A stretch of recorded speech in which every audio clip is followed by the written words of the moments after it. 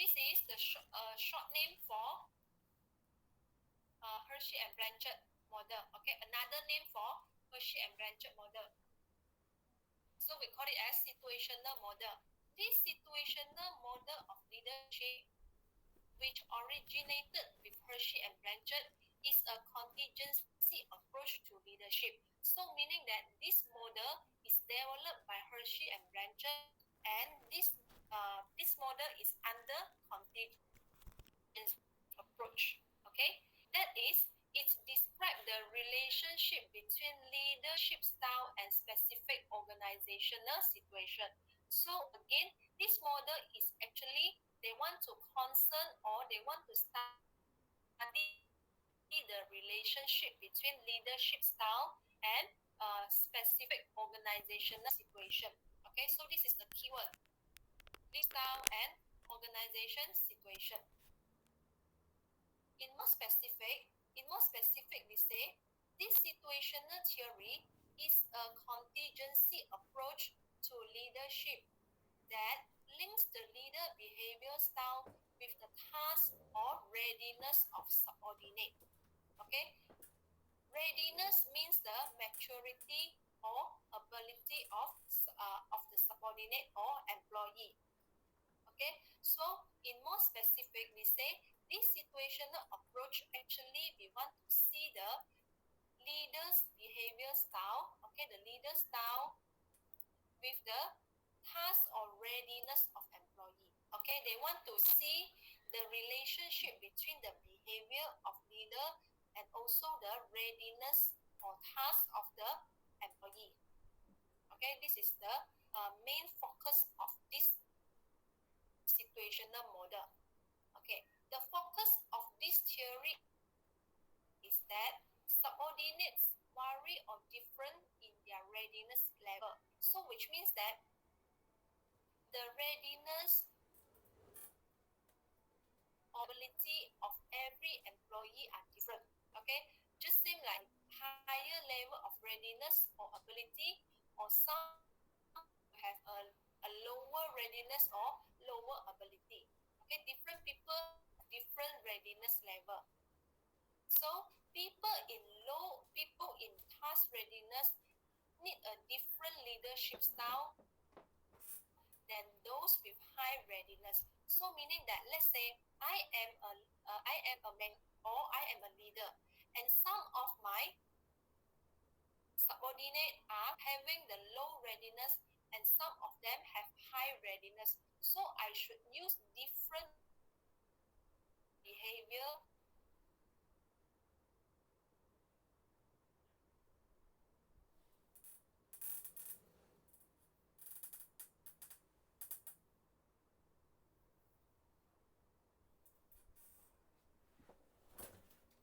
or different okay.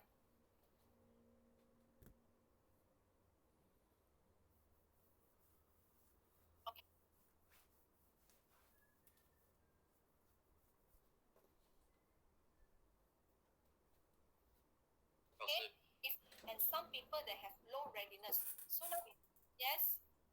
你的很累，你重新讲刚刚那边。重新讲 one more time. The whole slide. 没有，下面那个最后一个吧。This one So we say this theory mentioned that subordinate they have different readiness level.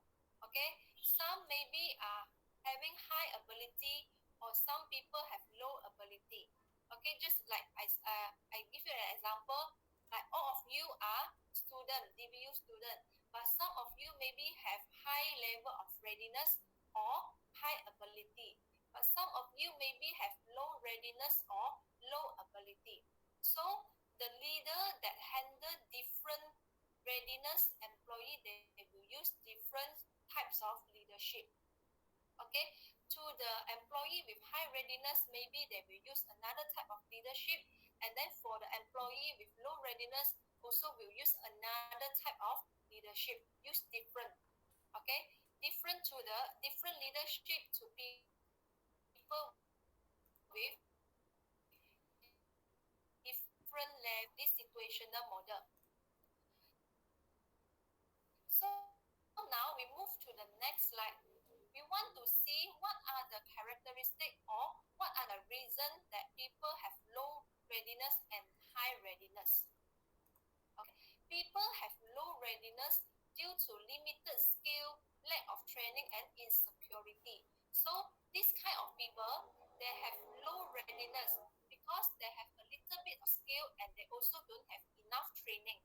So they have low ability. Okay.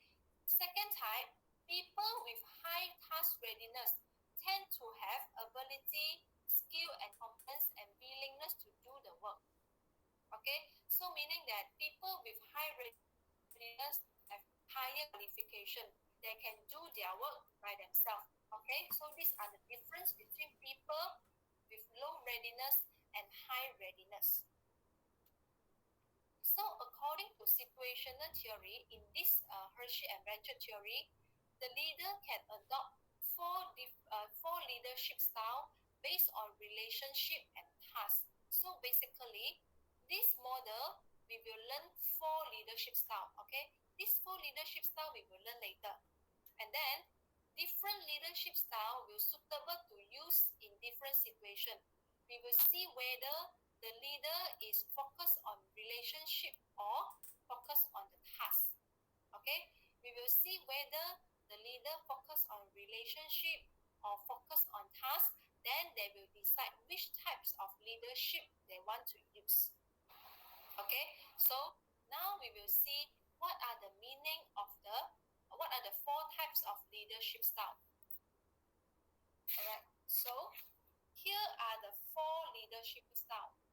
The words in blue color are the extra information I provide to you. So you can copy down those sentence in blue color. Okay, you copy down. So now we will see one by one. First one is telling style. Second is selling style. Third one is participating style. And last one is delegating style. So we see the first one, telling style. Telling style is a high concern for task and low concern for people and relationship. So from here you can see the leader is high concern for the task. Okay, they are task oriented, and then low concern for people, meaning that this kind of leader, they just focus on the task and they don't care for their employee. Okay, they just focus on their task. This one is telling style. Second one, selling style. Selling style is high concern for both people and task, meaning that this kind of leader, they concern on the job and they also concern to their employee. Okay, they concern on the both. They concern on people and at the same time they also concern on the job. This is selling style. So leader with selling style, they will use two-way communication. Okay, meaning that they are not just giving instruction to the subordinate, but at the same time, they also will collect the information or collect the opinion from their subordinate. Okay, this one means two-way communication.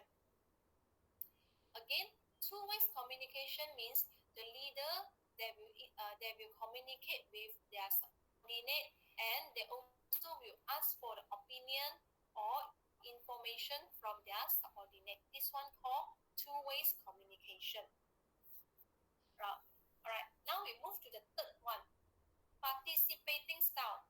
Participating style is a combination of high concern for people and relationship and low concern for production tasks. So which means that this participating style, the leader are concerned for the people and relationship. Okay? The leader concerned on the people and also the relationship. They don't focus on the task. So this kind of leader, they will encourage employee participation, for example, in decision making or in a certain discussion. Okay, they will involve their employee in decision making. This one we call participating style.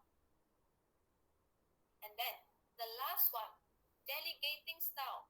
delegating style is a low concern for both relationship and task.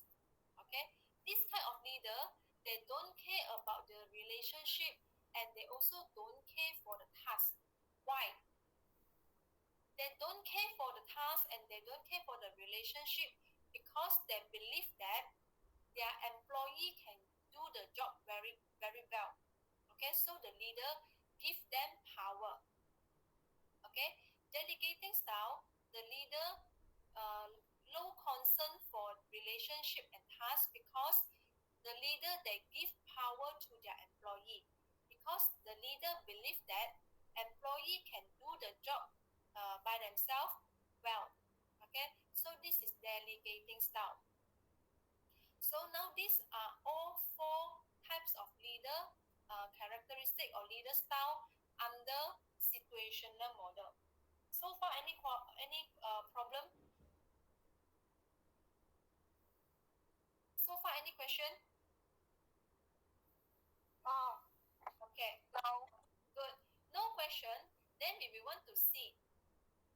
Now we want to see how can we match employee readiness to these four types of style. Okay. If you still remember, just now we mentioned about employee readiness, right? The ability of employees. See whether they have high or low readiness. Now we want to match the readiness with these four leadership style. All right. This is the first one. Okay. Low readiness.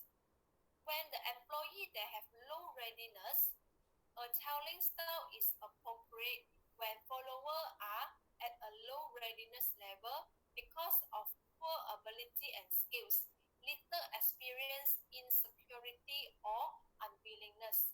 The leaders tell followers what to do, how to do, and when to do.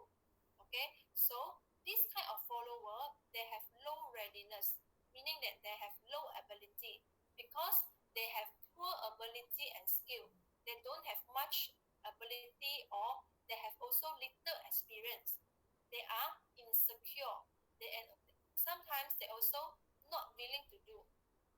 So this kind of people, we say they have low readiness. When when we need to lead the people with low readiness, then we need to use telling style. Okay, why we say telling style is appropriate? Because as a leader, we need to tell the employee what to do, how to do, and when to do.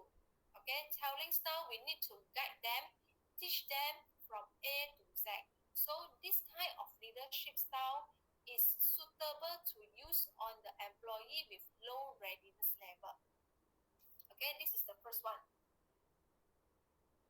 All right. So now we look at the employee with moderate readiness level. Okay.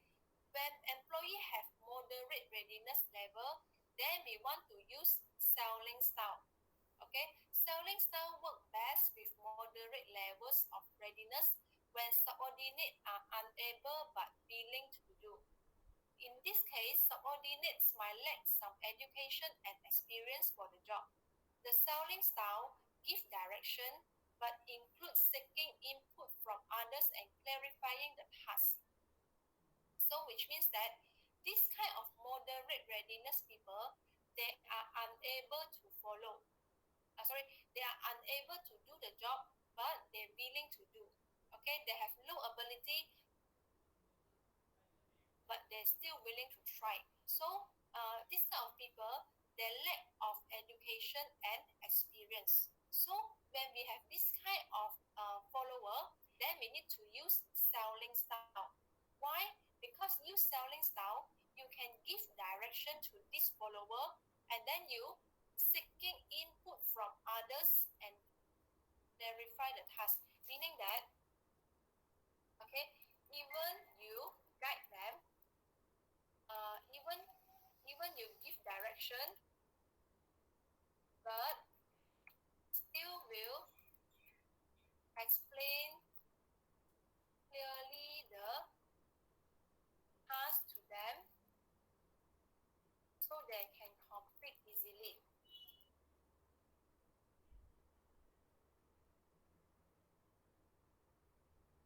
Okay, This one is selling style. Okay? Even though you will give them direction, you will teach them, but you will explain the task clearly to them, so the employee they can done the job easily. Okay, so this is the first. This is the second one.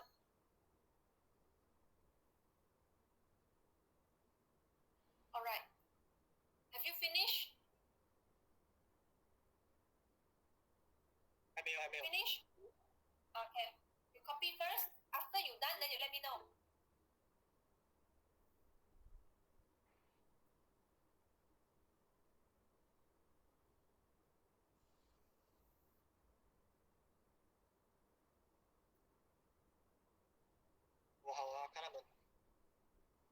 What about the others?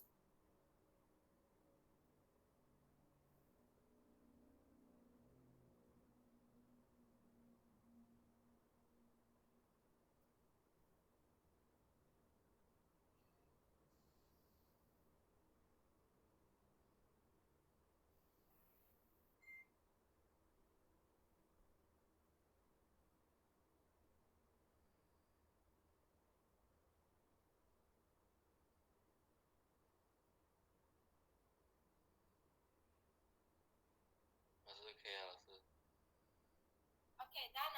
So now we will move to the third one. Okay, if you can see here, this is the second type of moderate readiness. Maybe some of you will say that, why moderate readiness again? Just now already mentioned the moderate readiness. So actually, this moderate readiness have a big differences between these two. Now we will see what are the difference. All right. Now we see. In this type of moderate readiness level, participating style is effective with moderate levels of readiness when subordinates are unwilling are able but unwilling to follow. These subordinates have the necessary education, experience, and skills. For this follower, the leader provide a general goal, delegate sufficient authority to do the task, and expect follower to complete the task as they see fit. Okay, so this type of moderate level, the follower they are able to do, but they unwilling to follow. Okay, they can do actually, but they just follow, or but they can do, but they just don't want to follow. Okay, able but unwilling. The previous one is they are unable to do, but they're willing to do. Okay, you see the difference. This one is unable but willing. This one is able but unwilling. Okay, they are able but unwilling, but actually they have necessary education. They have education, they have experience, and they have skill. They just don't want to follow only. Okay, so when you have this kind of follower, you need to use participating style. Okay, when you use this participating style, you give them goals, you generate the goals for them, and then you give them some authority, give them some power to do the job. Okay, so that they can uh, have a higher participation, so and then they can complete their job happily. Okay, this one is participating style. All right, now we move to the last one, high readiness level. So with the people have high readiness level, which means that this kind of people have high level of education and experience and readiness to accept responsibility for their own tasks and behavior, then delegating style is effective. So which means that people with high readiness level, they, they have high level of education. Okay, they also have experience, and they also able to accept responsibility. Okay, they're able to accept the responsibility. So this kind of employee, we use delegating style. Okay, we give them power and we give them freedom, let them to do anything that they want, because we believe they can do their job very well. Okay, So this is how we match the readiness with the leadership style. Okay. So this is all about situational model.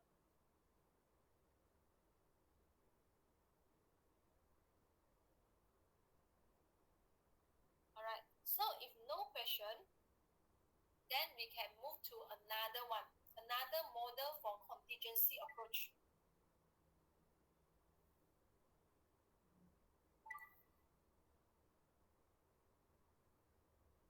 Alright, can we move?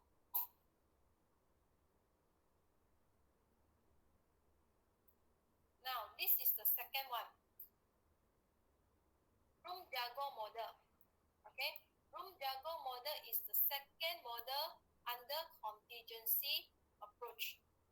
Room jargon model emphasizes the participative dimension of leadership, how leaders go about making decisions. So this model, we want to see how the leader make decision. Okay, how the leader will make decision. The model used the basic situational approach of assessing the situation before determining the best leadership style. So again, this one actually also means that the leader, they will use different leadership style in different situation.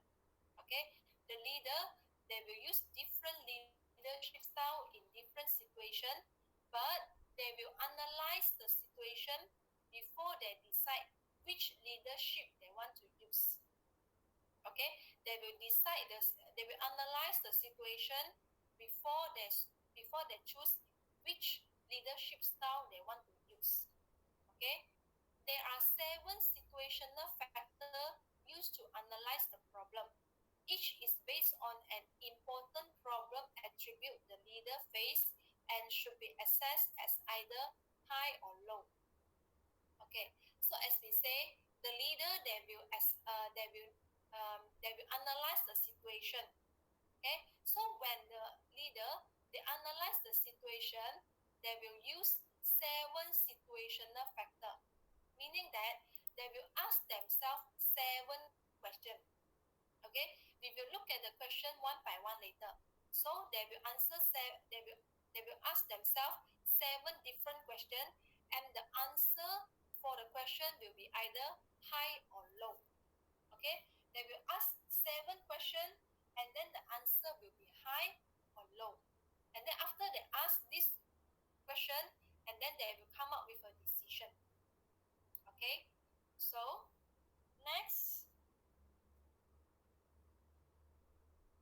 Okay, now we see here there are 5 decision style in this room and jargon model. Okay, so they have in this room jargon model, we need to understand that leader will ask themselves 7 questions, and under this model we have 5 decision style. Okay, so now we will see look at the style one by one. Okay, so this is the first one. First one is decide. Second one is consult individually. Second, consult the group. Third one, facilitate. Third one, delegate. Alright, now we see what is means by decide. Decide means that the leader make the decision alone. Okay, so meaning that when the leader have any problem, they will not share the problem with their employee.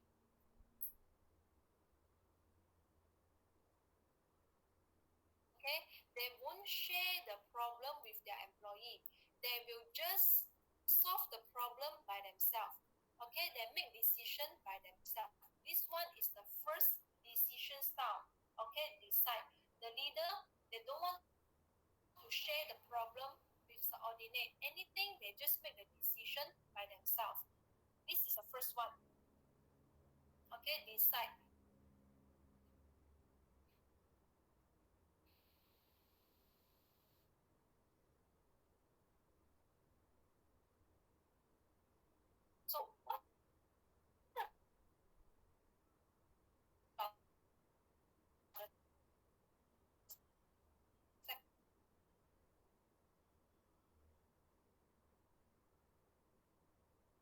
来哦，老师来哦。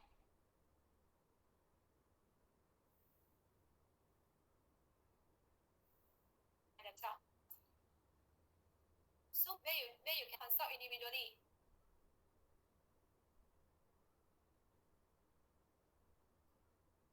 Now can you hear me or not? 可以可以，现在可以。Okay, now come. So the second one,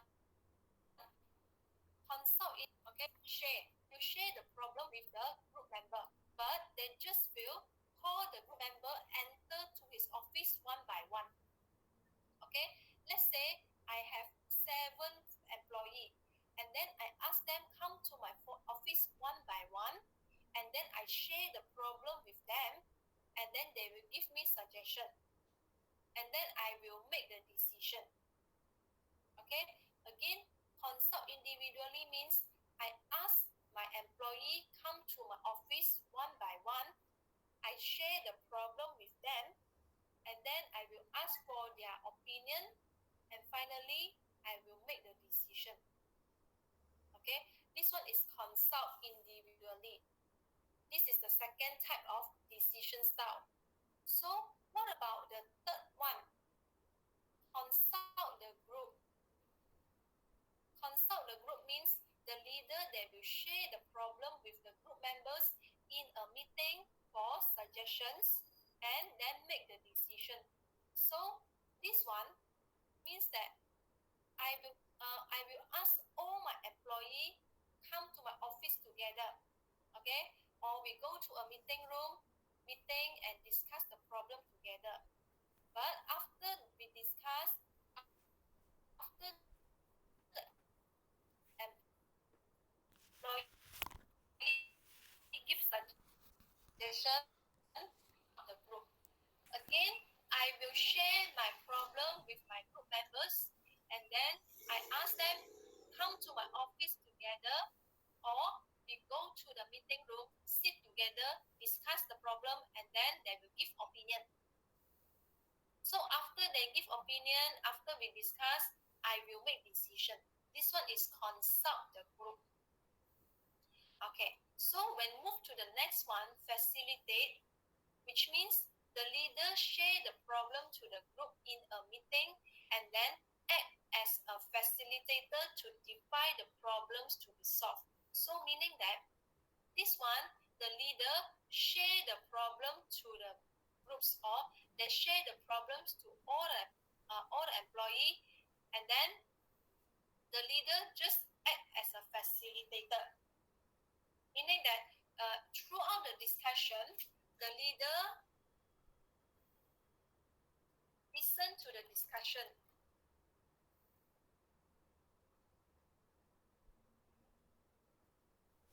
provide opinion,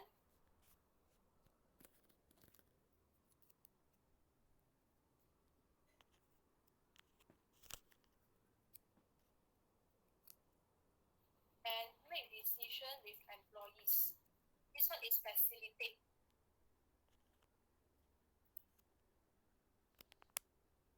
Okay, facilitate means the leader ask all the people go to a room and then discuss together, and then leader they will listen to the opinion given by employee, and then the leader make decision together with the employee. This one is facilitate.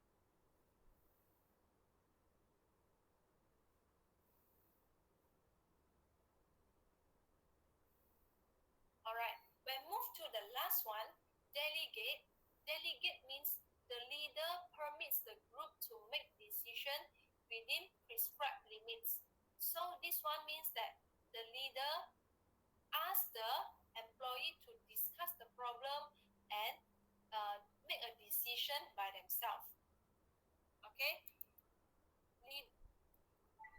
Allow employee to discuss and make decision by themselves. This is delegate.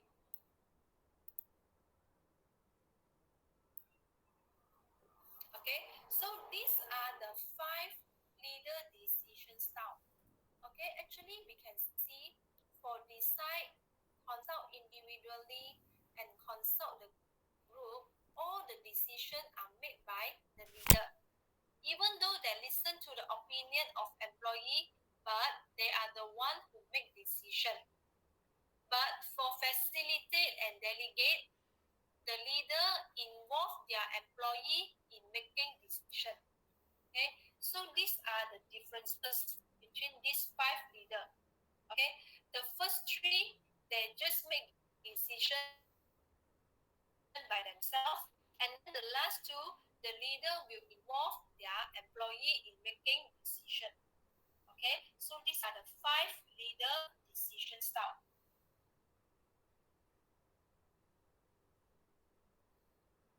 Okay, after you finish and you let me know, then we can move to another slide.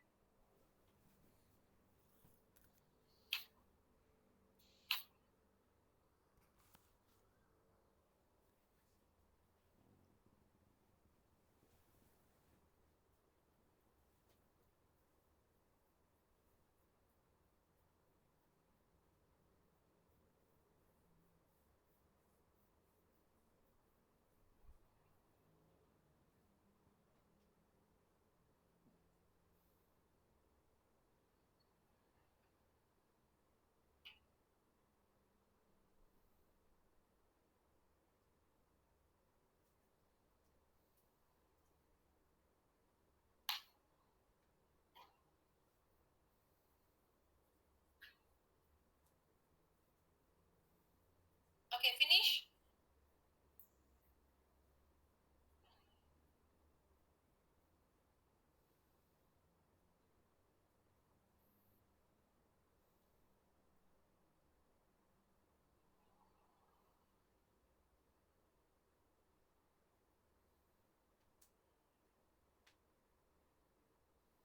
Finish. Yes or no? Finish. Okay. Yes. Okay, good. Let's move to another one. So this diagram, they want to show you different types of leadership decision style. They will use different level of authority and also freedom or subordinate. So when the leader, you can see this area is use of authority. Okay, the manager, they use the authority. And this area at the right hand side here is the area of freedom for subordinate. So meaning that when the manager, he wants decide style. Okay, when he decide, he don't want to share all the problem with his employee. So which means that he fully utilize his authority as a manager. But and at the same time, the employee, they don't have any freedom. Okay, they use all their authority and the employee don't have any freedom. But when we use delegate, which means that the manager or the leader allow their employee to make decision, which means that their employee have a lot of freedom. Okay, and this leader, he did not use any authority. Okay, this is the idea of the diagram they want to show you. Okay, so as you remember just now, we say when using this room jargon model, the leader, they need to ask themselves 7 situational factor, or they need to ask themselves 7 questions. And then the answer of the question will be high or low. You still remember?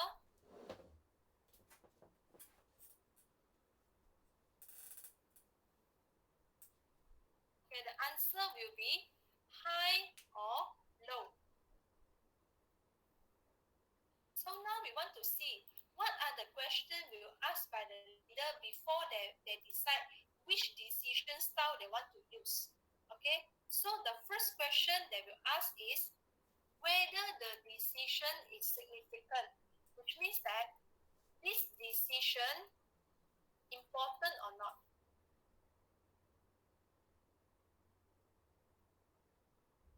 Okay, they will ask this, the decision important or not.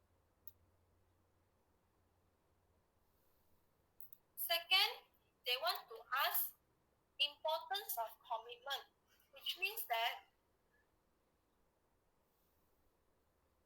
commitment is important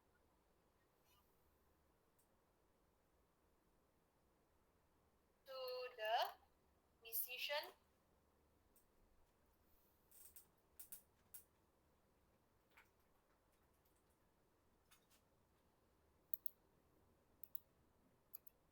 Third one is leader expertise, which means that is the leader has expertise to make decision. The leader have the ability to make decision or not. Okay, this is the third one. And then number 4, likelihood of commitment, which means if the leader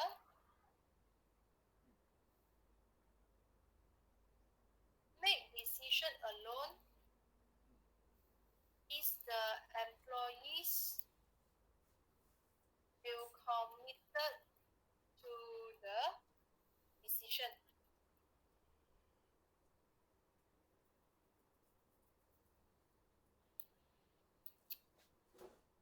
Next question, group support.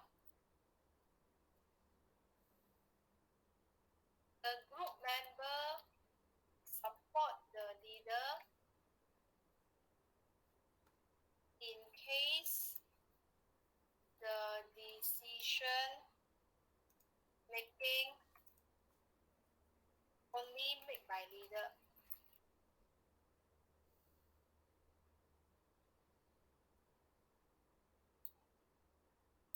Okay, next one, group expertise.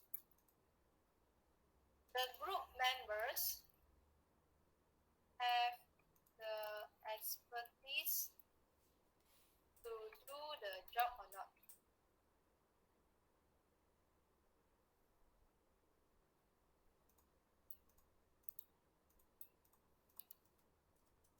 Next one, team competence. How supportive the team members towards each other.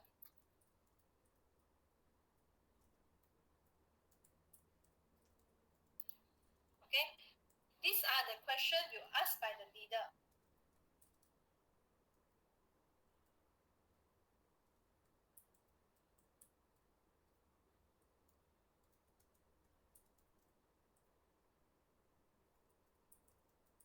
Okay, so the leader will ask all these questions and he will get the answer either high or low. Okay, after he collect all the answer, then he will decide which decision style he want to use. Either is decide, consult individually, consult group, facilitate or delegate. Okay, he will consider which one he need to use.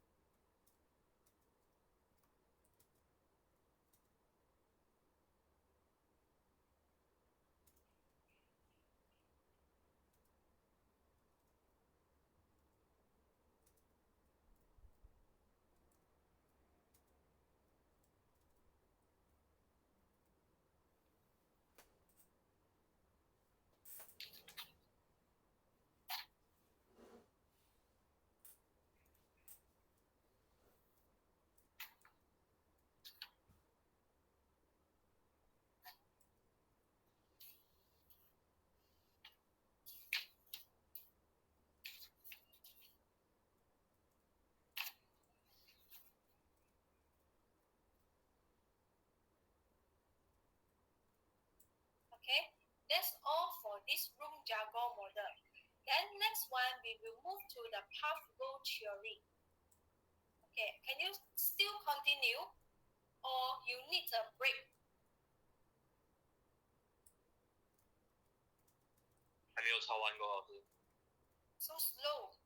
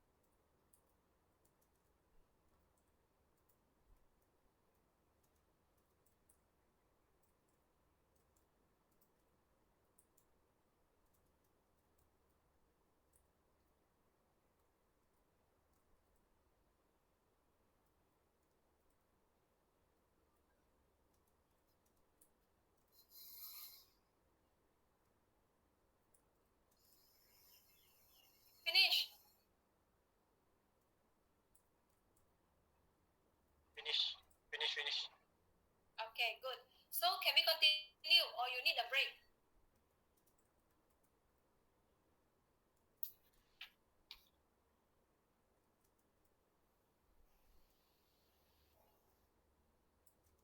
No respond, then continue. Okay, come. So just now we learned about Jago model and also the Hershey and Blanchard situational model. Now we move to this one. The third one, half goal theory. Okay, we learned this one, half goal theory. Half goal theory is developed by Robert House. Okay, this is the people who develop or introduce half goal theory. And this half goal theory concern how leaders influence the subordinate perception of their work goals and the path they follow towards attainment of these goals. Okay, so this theory, they're actually talking about how the leader will influence the subordinate. Okay, how the leader will influence subordinate and also how the leader can guide the uh, guide the employee on the path to follow. Okay, the path means like the direction or the way. Okay, in order for the employee to achieve the goals.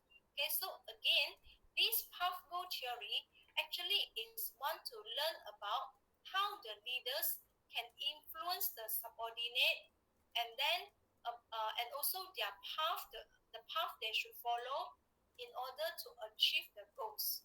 Okay, concern on these two things, the subordinate perception and also the path they follow.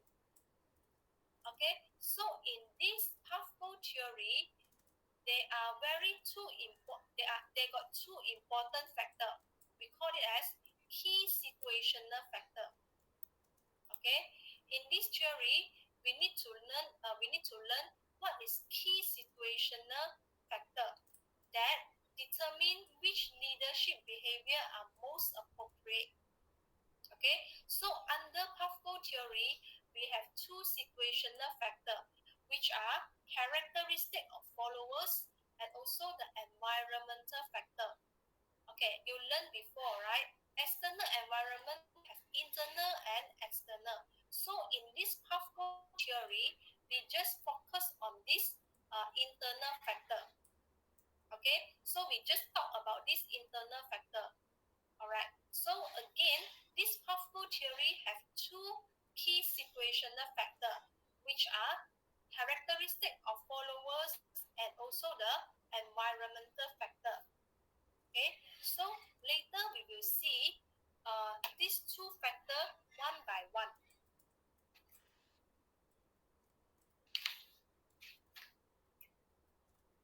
All right. Now we want to. This is the what we call the diagram or the framework for half goal theory. So you can see from the left hand side here is the characteristic of the follower and also environmental factor.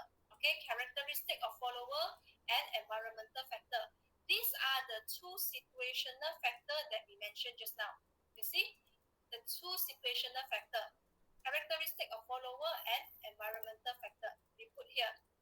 Okay, so the leader that will determine the characteristic of follower and also determine the environmental factor, and then the leader that will decide which leadership behavior they should use.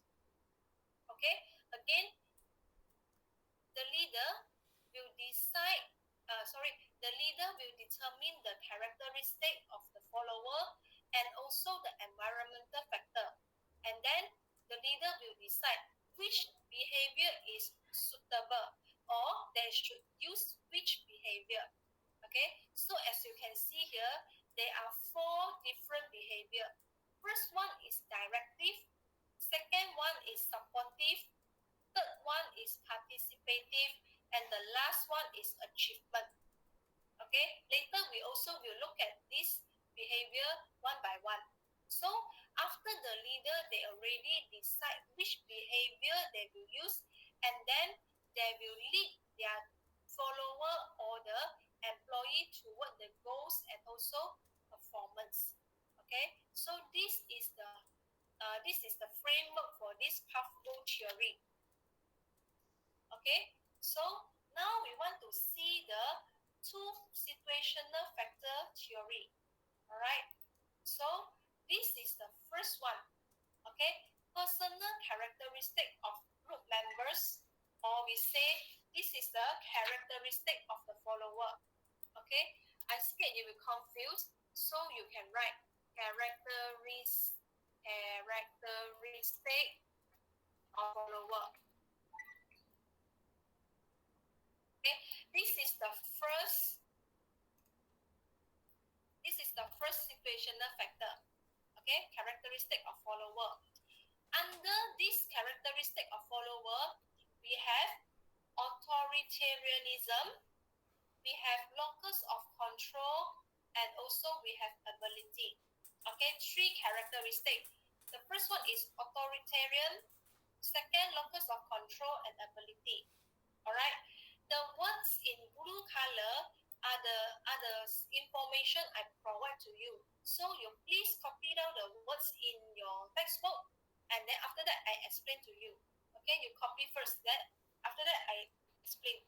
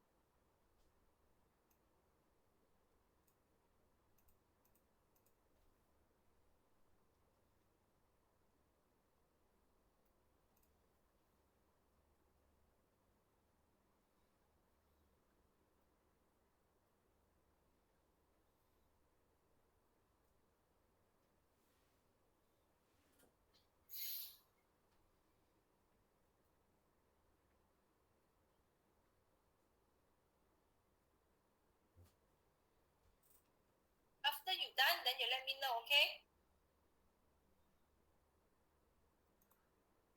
Done. Done. Others?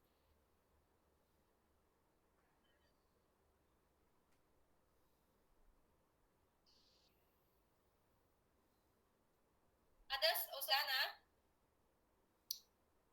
Okay, so now we want to see one by one. First one, we see what is authoritarianism. This refers to the degree to which individuals respect, admire, and defer to authority. Okay, this one we want to see actually the employee they're willing to follow instruction or not. Okay, we want to see the employee they're willing to follow instruction or not. If authoritarian is high, which means that employees are more respect and admire the leader. So which means that if high authoritarianism, which means employee are more willing to follow instruction. Okay, again, if high authoritarianism, which means employee are more willing to follow the instruction, and then there will be more respect and admire the leader. This is the first one, authoritarianism. Okay, so second one, locus of control. Locus of control is the extent to which individuals see the environment as responsive to their own behavior. Okay, under locus of control, we have internal locus of control and external locus of control. For internal locus of control, we believe that what happened to them is their own doing. And external believe that luck or fate controls their life. So which means that I give you an example. Let's say Huan Yu get a very, very good result in final exam, 4 flat. Okay? Then he say, of course I will get a good result. I study no day, no nights. Every day study, study, study. That's why I get a good result. Because I hardworking, then only I get the good result. Which means that he has internal locus of control. Okay, because he believes that he get the good result is because of he is very hardworking. Okay, this one is locus of internal locus of control. So what about external? If Guan Yu is very external locus of control, he will say, no lah, I get good result because my luck is very good, or my lecturer mark my paper very lenient. That's why only I can get a good result. This one means external locus of control. Okay, these are the difference between internal and external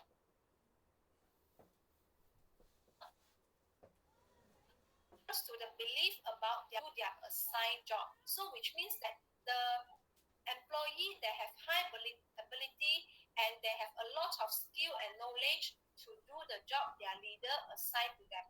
So this one is ability. Alright. So these are the three elements under characteristic of follower. Okay. Then now we want to see the work and the environment. Okay, we want to see the environment factor.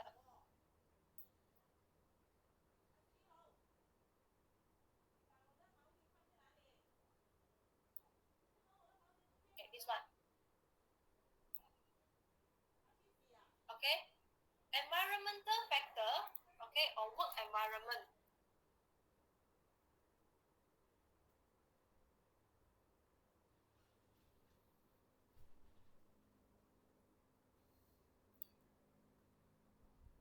Okay, they have three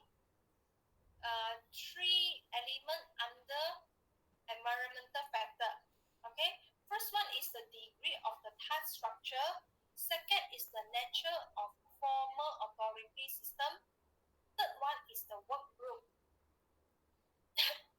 Same, the words in blue color are the information that I uh, provide to you. So you please copy down the blue color words, and then after that I explain to you.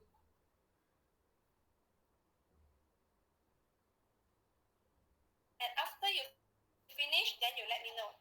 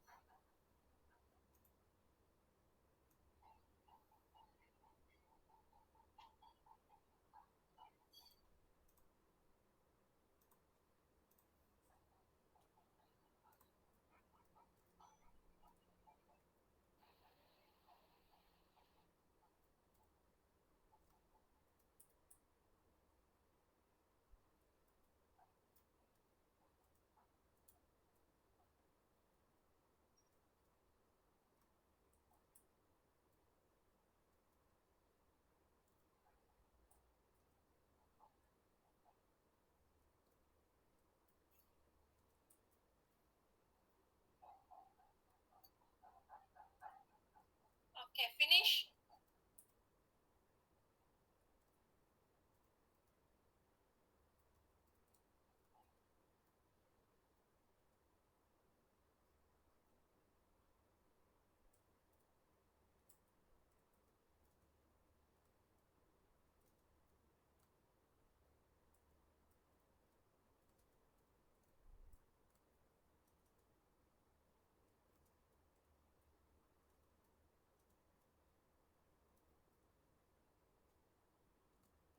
Finish.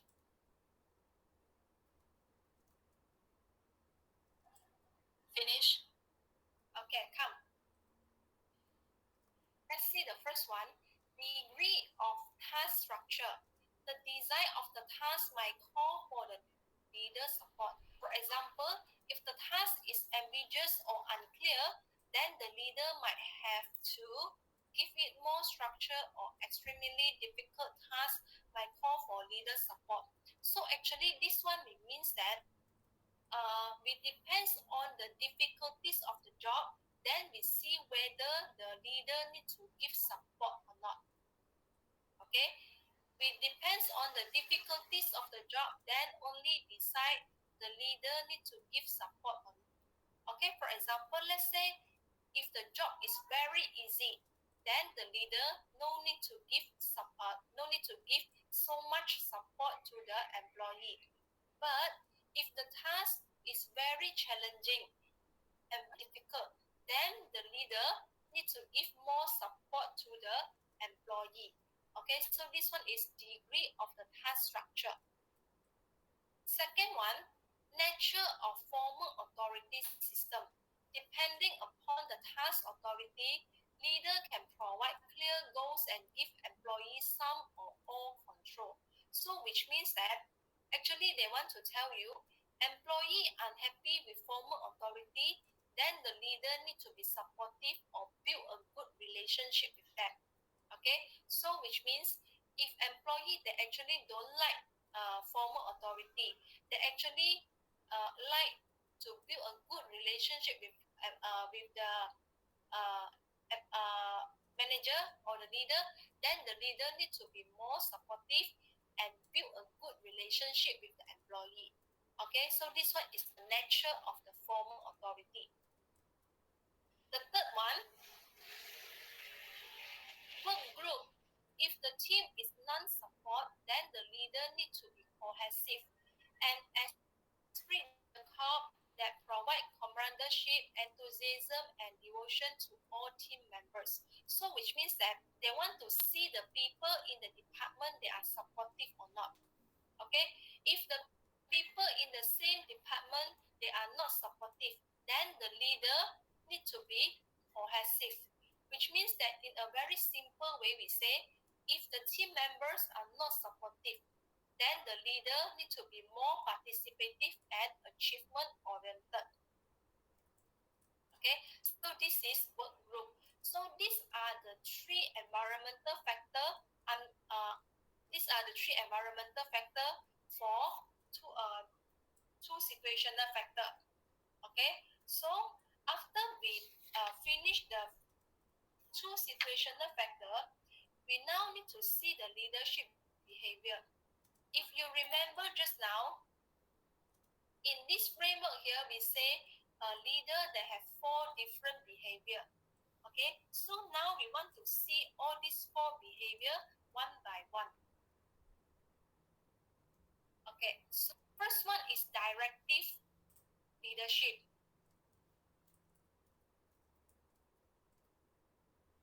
Second is supportive leadership. Third one is participative oriented leadership. So what is directive leadership? This directive leadership will tell subordinate exactly what they are supposed to do. Okay, this is the first criteria. Okay, they tell the subordinate exactly what they're supposed to do. And then this kind of leader, they involve planning, making schedule, setting the performance goal and behavior standard. Okay, and this one is very useful when the employee are unsure about the task or when there is a lot of uncertainty with the environment. So this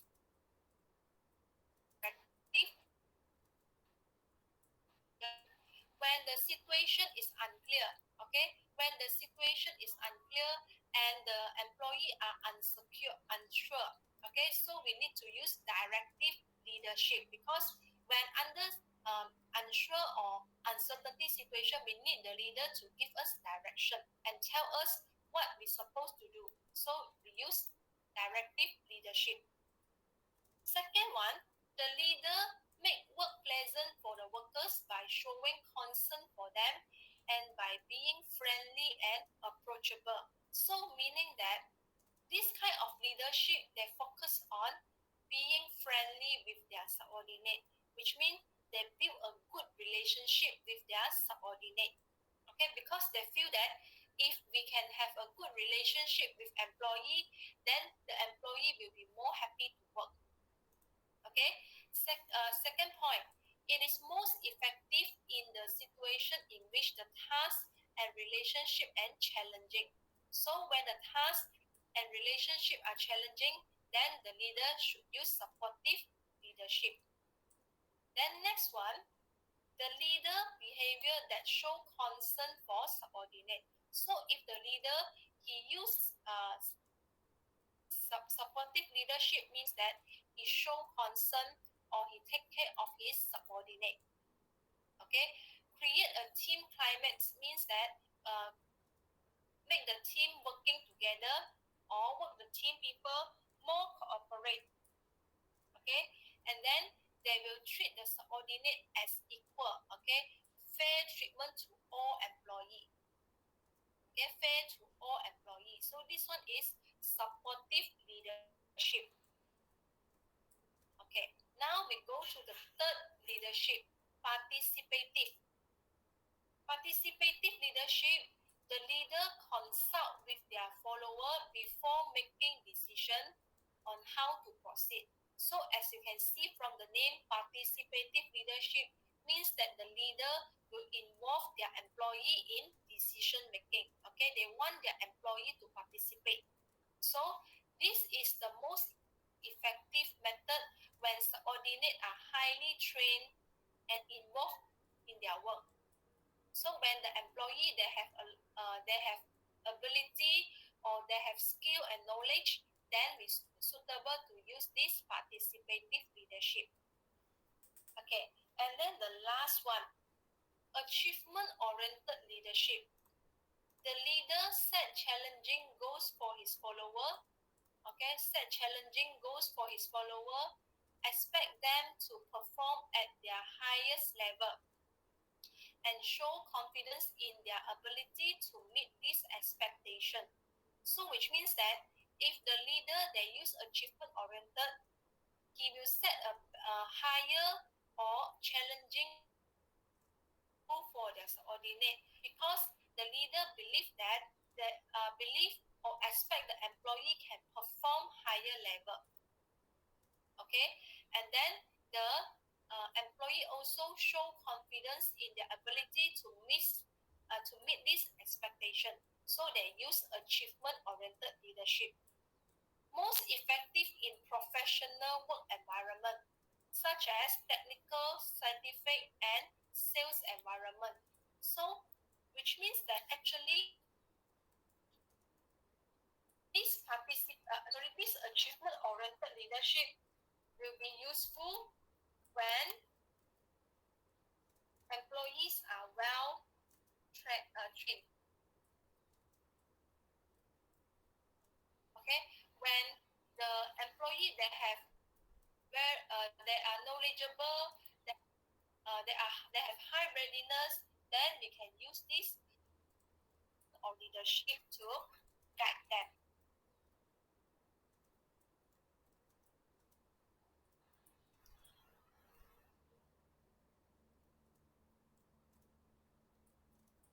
Okay, can we move to the next slide?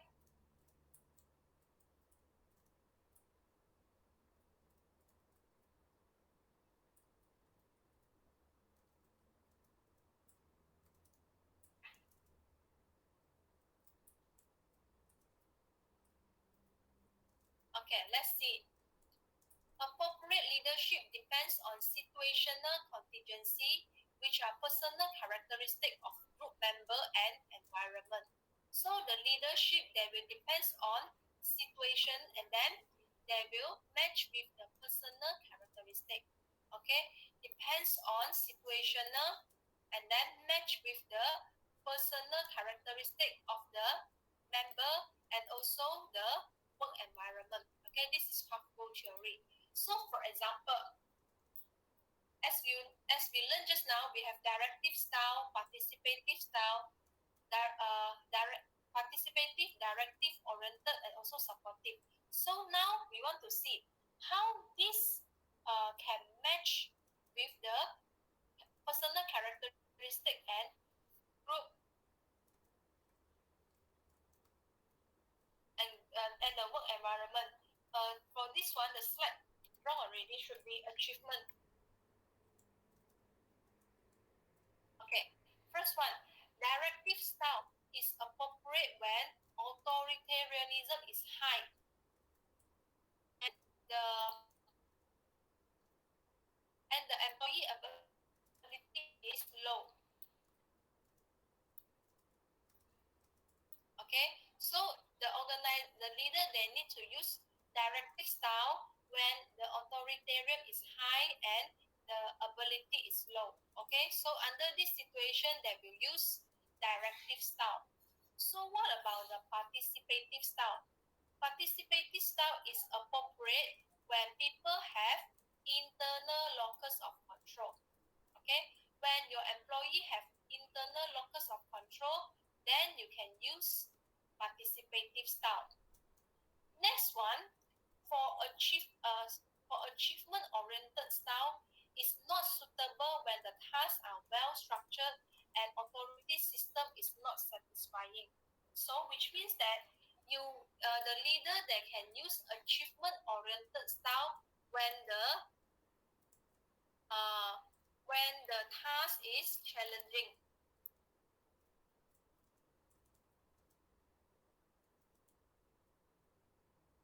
And employee have ability.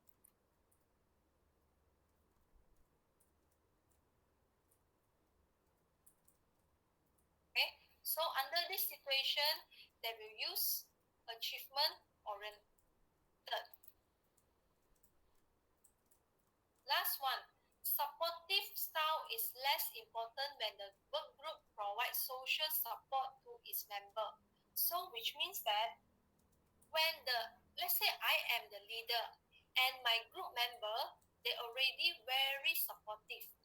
Okay, they support each other. So since my group member already very supportive, they support each other, so I no need to practice this supportive style. So maybe I can use this participative style. Okay, so these are the relationship between the leadership style with the these are the relationship of the leadership style with the characteristic and work environment, the dual situational factor.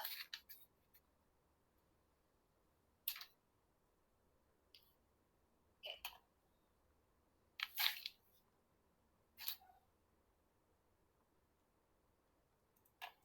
So we have done for this path goal theory. Okay, so if you aware, actually at the beginning of our lecture, we mentioned that under contingency approach, we have Hershey and Blanchard situational model, we have Room-Jago model, we have path goal theory, and another one is substitute for leadership. But in your slide, in your syllabus, we did not cover for the substitute for leadership. Okay, so for this contingency approach, we will stop at this path goal theory. Okay, then next we will go to charismatic leadership.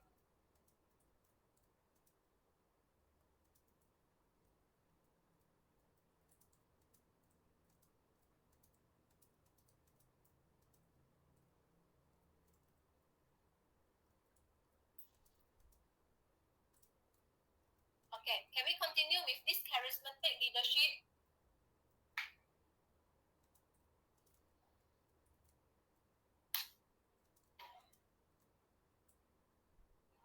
Yes. Okay, now we have 4 more slides to go. So after finish this 4 slide, then we can dismiss. Okay, so what is actually means by charismatic leadership? Actually, another name for charismatic leadership, we call it as contemporary approach. Okay? Contemporary approach is another name for charismatic leadership. So, what is the charismatic leadership talking about? This means that the people with charismatic leader, they have the ability to inspire and motivate people, okay, to do more than they would normally do. Okay, so which means that if I am a charismatic leadership and I have the ability to pursue you or to encourage you to do more than you can.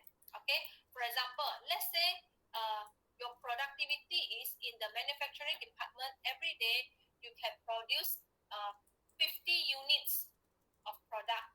Okay, every day you can produce 50 units, but I am a charismatic leader and I have the ability to motivate you and to inspire you to do more.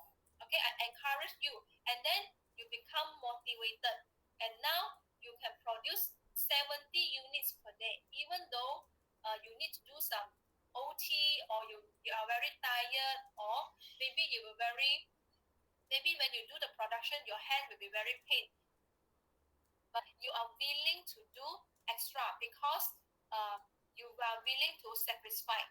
And this charismatic leader, they are able to motivate you. Okay, so this one we call charismatic leader. Okay, again, charismatic leader, they have the ability to inspire, motivate the employee to do more than they can. Okay, even though the employee they need to do some sacrifice or maybe they will have some obstacle, but the employee they're still willing to do. Okay, this one is charismatic leadership.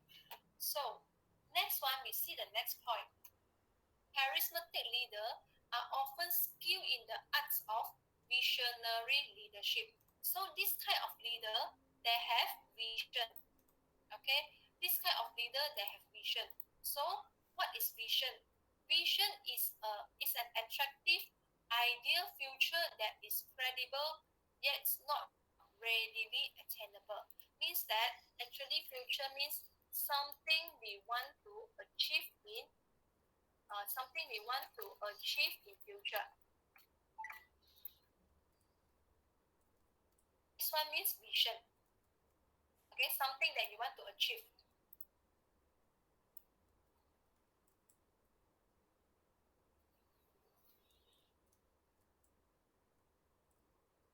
Okay, so a charismatic leader, they have a very strong vision for future, almost an obsession, and they can motivate others to help realize it. So this kind of leader, they will have a future for, they will have a vision for their future, and they also will motivate the people around them to achieve the vision. Okay, this is charismatic leadership.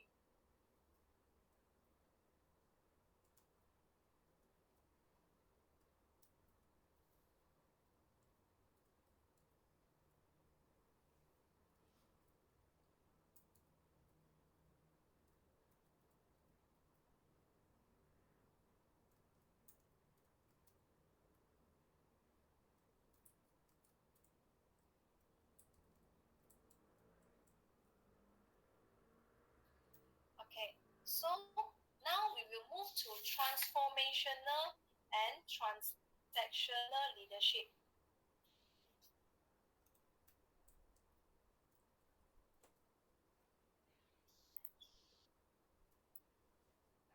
transformational and transactional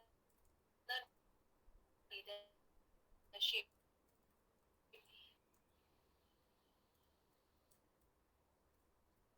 These are two different types of leadership. Okay, so now distinguished by their stage and their belief, and they want change to become better.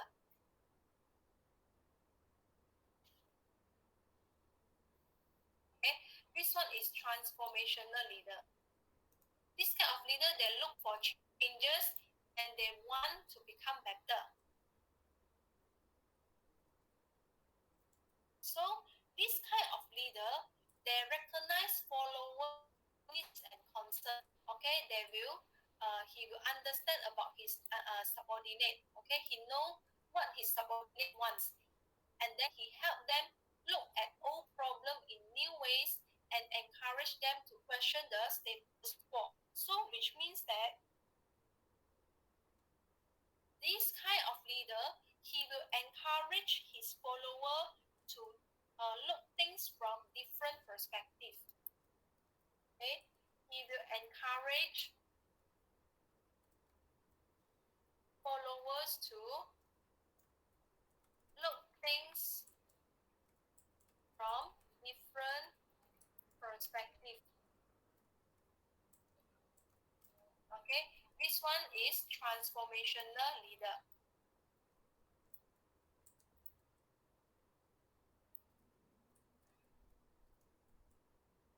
As we say just now, transformational leader, they are looking for change, right? So this kind of leader, they will create significant or important change in both follower and organization.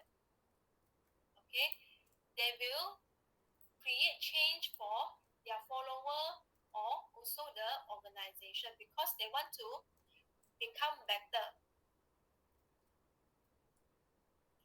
And this kind of leader, they have the ability to lead changes in the organizational mission, structure, and human resource management. Okay, so this kind of leader, they can lead the organization in terms of the mission, structure, and also the HR management.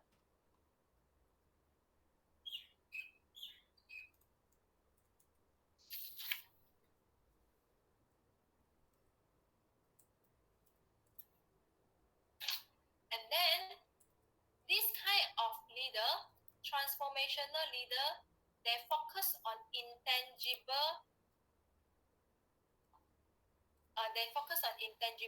such as vision, share value and ideas to build the relationship, give larger to activities and enlist the follower in changes. Okay, so these are the criteria or characteristic of transformational leader.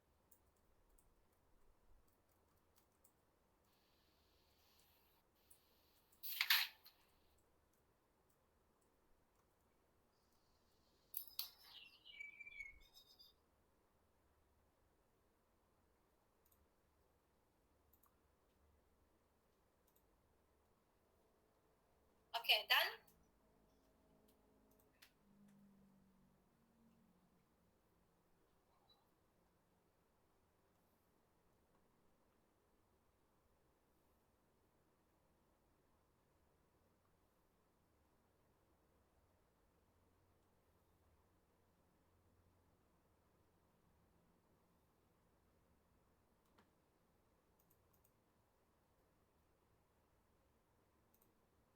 Okay, next one. Recent study confirmed that transformational leadership has a positive impact on follower development and also their performance. So which means that transformational leader can influence the employee development and the performance. Means that they will have a better performance and better development under working under transformational leadership.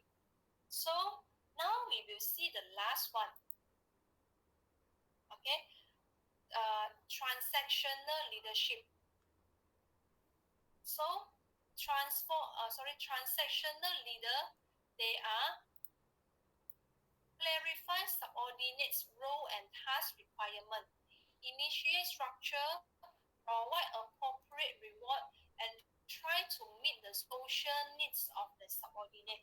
So which means that this kind of leader, they are task oriented, and then they will use reward to each employee. Okay, they are task oriented, use reward to encourage and motivate employee. And this kind of leader, they also good in applying POLC. Okay, POLC means planning, organizing, and controlling. So these are the characteristics of transactional leadership. Okay, they are task oriented. They use reward to encourage and motivate the employee, and they are good in apply the POLC. So as you can see from the second point here, the transactional leader excel or good in management function, okay, POLC, and they are hardworking, tolerant, and fair-minded. Okay, they are very fair. But this kind of leader, they stress the impersonal aspect of performance, such as plans, schedules, and budget. So which means that this kind of people or this kind of leader, they are not focused on build a good relationship with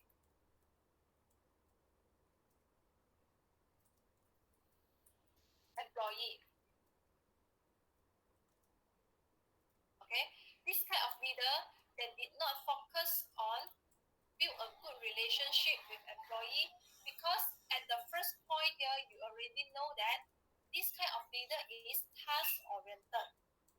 Okay, so these are all about transactional leadership. So we have done for this chapter. Any parts that you are not clear, or any part you still not understand before we end the class?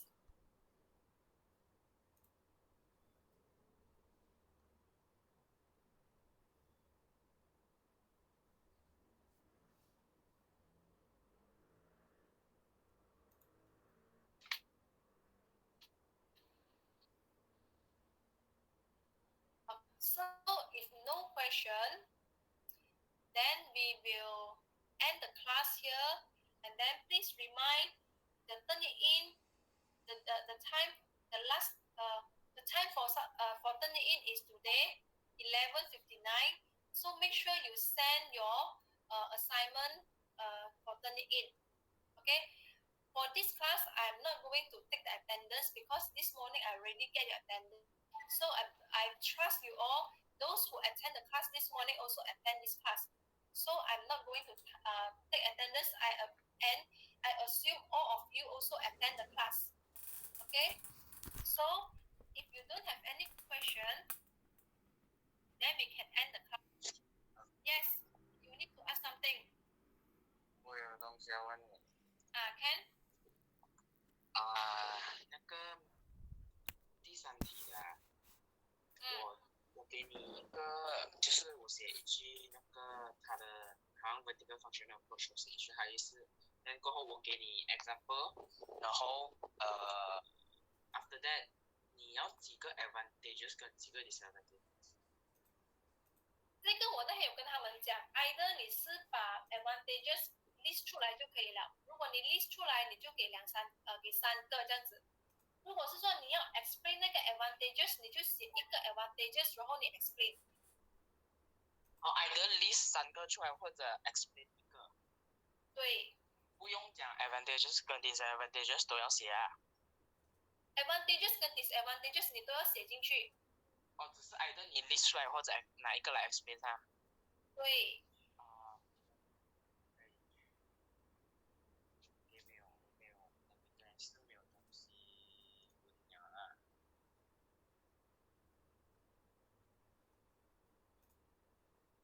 OK， 还有问题吗？还有什么问题？老师，你去看那个展会。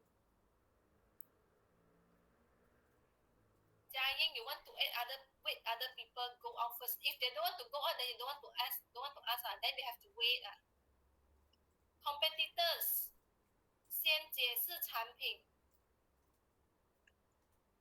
我是先解释产品，对手是谁和谁，然后解释每一个的特点，然后说每一个都有好的地方，然后他们再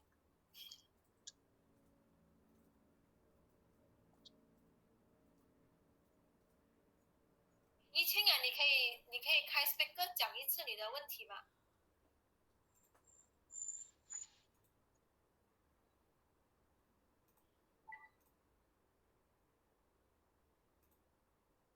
怡清，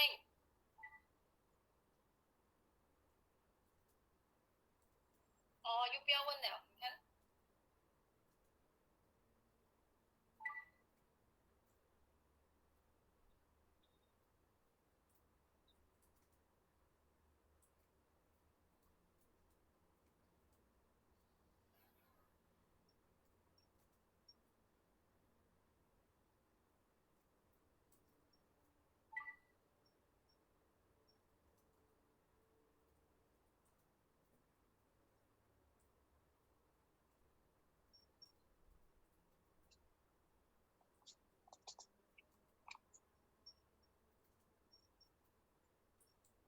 老师，啊，那个 Bank 2他问你啊，他 submit 去你的那个 assignment file 哦，他会多出一面空哦，可是那空呢是没有东西的。他是 submit 了过后就有这样的问题啊？他讲是多一面空了出来。这种事讲没有办法的话，就不要管它了，照 submit 罢了。好的 ，OK，照上面啊。啊。OK，谢老师。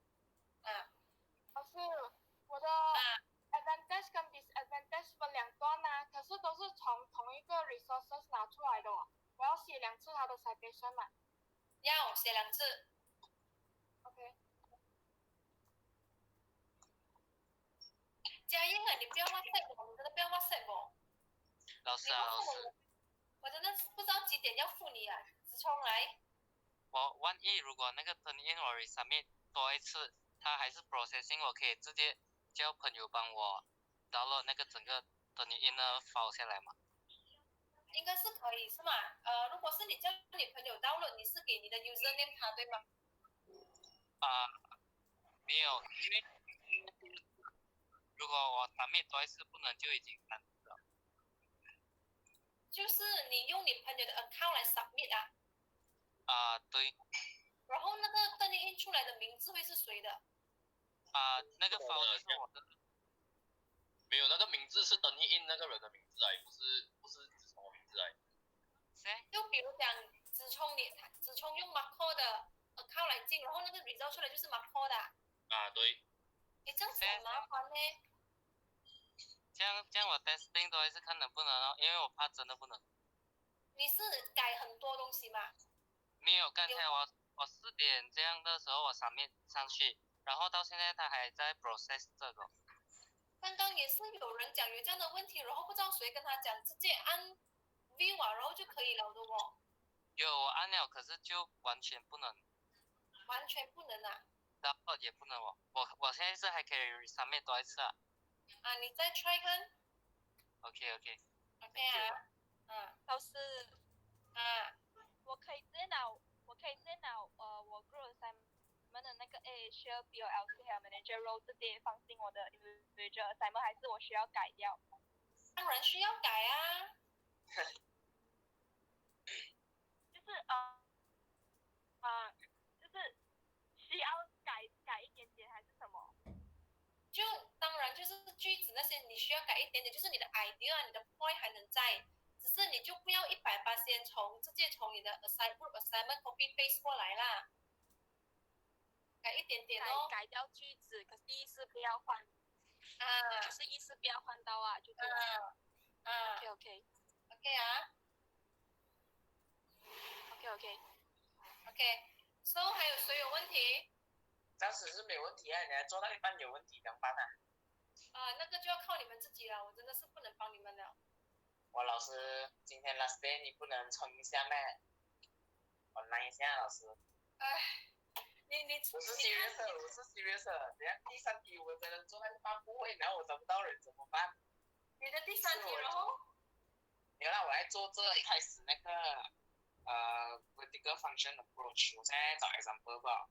那我做到一半，然后我到后面可能我到 division 还是到 matrix 哦，有东西不懂要写什么还是什么，还是我可能找不到 example， 那我讲我问谁？一定是问关羽很 expert 了的。真的吗？不要到时候他跟我讲不清楚，让我骂死。关羽已经是我的 assistant， 最多他会骂你2句罢了。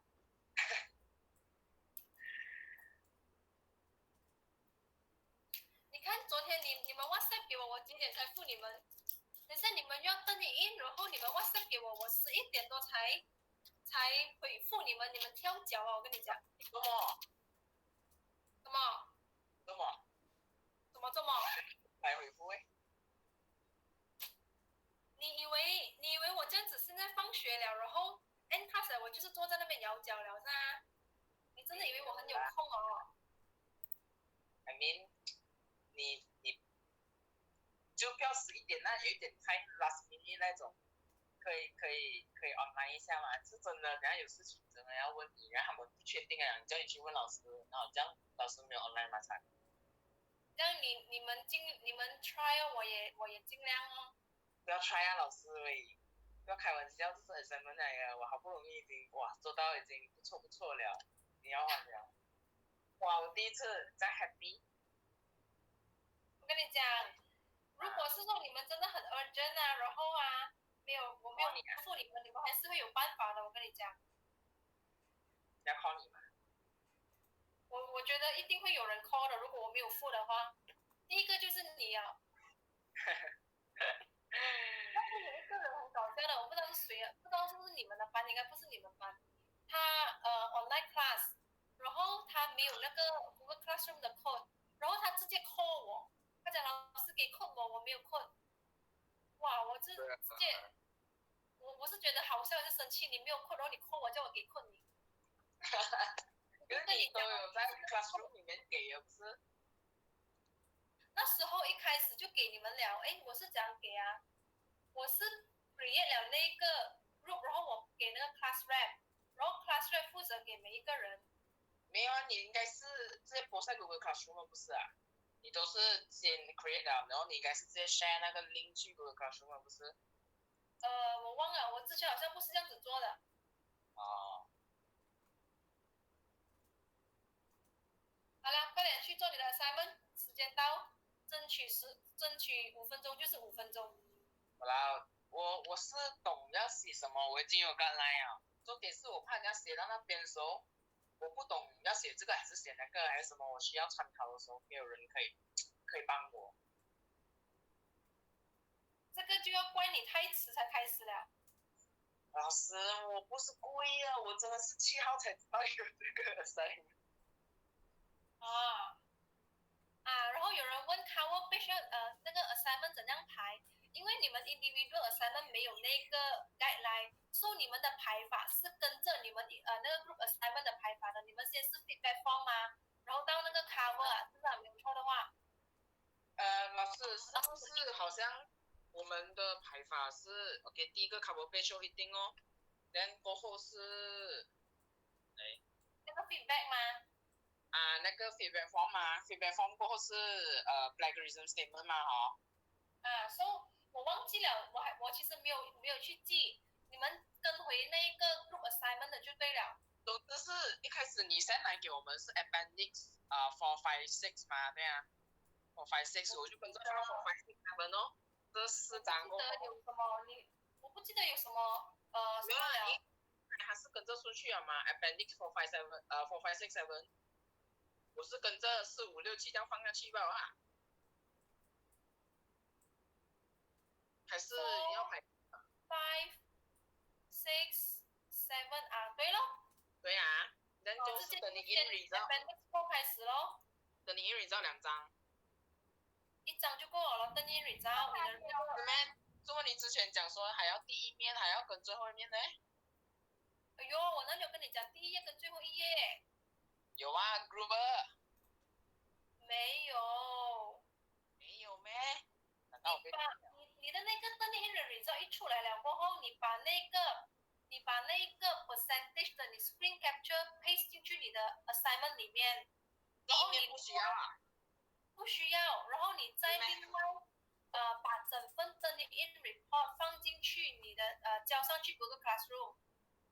哦，我的 group assignment 我 screenshot 地面给你，我的组员跟我讲，你有讲说要放2边，多奇怪。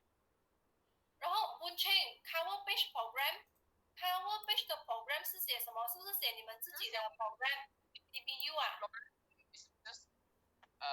？administration 我是这样子写啊，我们的 program cover page 的 program 哪里有这个东西？对，就是cover page program 对哦 ，program 是写你们自己的 program DBU 啊，对啊，然后 tutorial group 是 group 2吗？哦，我哪里知道你是 group 几啊？没有啦，我今天早上才问你 group 1还是 group 2，你问我不懂我是 group 几。我不记得哦，你自己是 group 几，你自己写，我忘了啊。老师，等你 in report 放哪里了？哎呦，等你 in report 是你们整份要登进去那个 screenshot 那个要放在 appendix 上面。放 after appendix 7哦。不是 before 在table content 不是咩？啊，对啊，就是在 appendix 7面啦。我不知道你们 group assignment 是放哪里，你们 group assignment 放哪里，你们就放哪里，我真的是不记得了，不要问我，去问你们的 group leader， 去烦 group leader。推到一干二净了。Wen-Cheng 对啦，就是写你的 diploma in business administrative 什么什么这样，这个就是你 program。OK，so 没有问题，我们就 end 了啊。OK，拜拜。讲真的，我没有开玩笑。OK，拜拜。喂，老师有问题讲。你有问题你先自己 settle。老师。你 settle 不了，你再来找我。考你啊。你找我就好，不要 call 我。对呀，你没有 reply， 我是要问你 authority 先啦。如果你真的是没有 reply， 我就 call 你哦 ，OK 吗？如果你的东西是真的很 urgent， 你才 call 我。如果是不重要的，你不要 call 我啊。哇，不重要。比如你问我，没问题。你问我老师 assignment 怎样排，我扒你啊！我跟你讲。是问你啊，我不会问你的。我是问你可能里面内容要写什么啊，还是我要问你意见啊？因为你改了吗？你更加不要 call 我，我从一开始assignment给你们，我讲到现在我还在讲，你还要问我内容写什么？你要我吐血啊！下次你问我的时候，你要问我。不懂要写什么比较好，因为你改了嘛，要拿你不是要问我写什么比较好，你是要自己去判断什么东西你能写，什么不能写。啊？你把你觉得是最好的放进去。我看如果真的是很urgent，我就会 call 你啦。如果是真的 urgent， 你才 call 我啊。哈哈，你在做我？我在做我。那做你没有看电话了？我在上课啊，现在。没有 ，I mean after 啦，就。我在做梦，我不想告诉你哦。虽然说你在家也不能做梦啊，可是我不懂为什么你不能看到。你不知道你们的 group assignment 全部交上来，我还要改，然后我还有自己的东西要做，你以为真的是没有东西做啊？有啦，我体谅你老师，可是 OK 啊，还要准备。我真的会，如果我真的是不懂，我问朋友他们不懂，我才会 text 你啦。所以我跟你讲，你真的是不懂，你才来找我。你看文圈讲，总之课本有的东西你写进去就对了。